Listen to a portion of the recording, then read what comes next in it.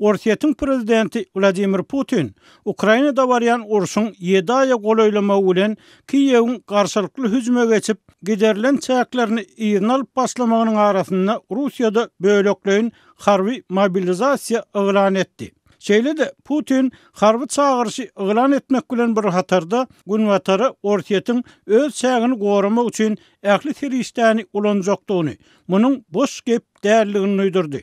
Putin'in 21 sentýarda halka ýölenip eden çykyşy günnägör we Günorta Ukrainada Ruslar tarapyndan batylyp alynan sebäpleriň Russiýa goşulmak barada referendum diýilýäni geçirmek meýilnamasyny eglan etmeginiň ýa-da gawat gelip, diňe bir Kiýewiň däl, eýsem halkara jemgyýetçiliginiň hem gahar gadawynyň güýçlenmegine sebäp boldy. Analitikler Moskwanyň Ukrainanyň söwüş meýdanyndaky üstünliklerinden soň Kreml tarapyndan gollanylýan 4 sebäti ýugutmak üçin edýän tagarlalarynyň urşy Moskwa üçin hasy güýçlendirip biljekdigini aýdýarlar. Putin öz ýüzlenmesinde günwatary ýadra şantażny etmekde günäkärledi we suwutnama görkezmän NATO'nyň öňdewarjy döwletleriniň ýokary derejeli wekilleriniň hamala Russiýa garşy köpçüliklerin gyrgyn üçin ulanylýan ýadra ýaraglaryny ulanmak mümkinçiligi barada beýan edenligini öňe sürdi. Men Russiýa wawatyny özlerini şeýle beýanname etmäge ýol berenlere ýatlatmak isleýärin. Biziň ýurdumyzyň hem dürli weýrançylyk terişdeler we aýratyn komponentleri bar. Olar NATO ýurtlarynyňkydan has döwre we öz ýurdumyzyň territorial bütünlüğüne howpawanyň halatynda Russiýany we halkymyzy goramak üçin elbetde ähli terişdäni ulanır diýip Putin aýtdy. Putin bölekleýin mobilizlemäniň 21 sentýarda haýal etmän başlanmalygyny hem sözüne goşdy. Putin öz maksadynyň günnägör Ukrainanyň Donbass sebätini azad etmekden awarat bolanyny aýtdy we hiç ýyl delil getirmeden sebätdäki adamlaryň köpüsiniň öz sözleri bilen aýdylanyna Ukrainanyň boýunturgasyna dolanmak islemeýänligini öňe sürdi. Orsiýetiň döwlet dumasynyň deputatlary dün 20 sentýarda ýurdun Jenaýat kodeksine 2-nji we 3-nji okuluşda täze üýtgetmeleri girdi. Olar diňe mobilizasiýa, harby kanun we uruş döwri düşünjeleriniň üstüne ýetirmek bilen çäklenmän goşundan gaçmak üçin berilýän jazany hasam güýçlendirýär. Meýletin ýetir düşmek, talaňçylyk we goranmak pudawyny döwlet buýruklaryny ýerine ýetirmekden boyun gaçyrmak üçin türme tutsaglygy möhletlerini hem girdiýär.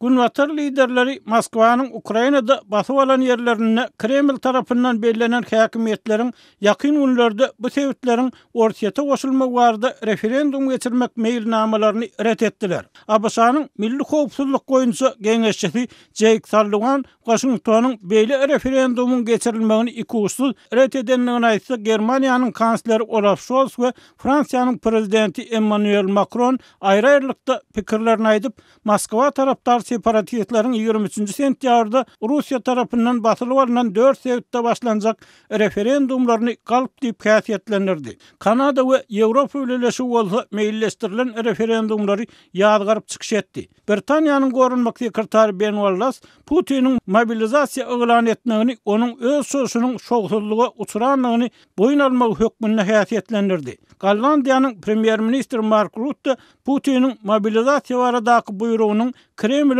dogula düşmeginiň alamatdygyny, munyň günwatar bilen dor uruş howp hökmüne kabul edilmeli däldigini aýtdy. Ukrainanyň prezidenti Volodymyr Zelenski günwataryň basylyp alynan sebäplerde geçirilmekçi bolýan referendumlary ýadgarmagyny gutlap çykyş etdi. Ukrainanyň ähli dostlaryna we hyzmatdaşlaryna Orsiýetiň ýene-de köp galyp referendum gurnamak niýetini köpçüliklerin we berk ýadgarýanlyklar üçin sag bolsun aýdýarnyp ol öz giýjeki video ýüzlenmesini aýtdy.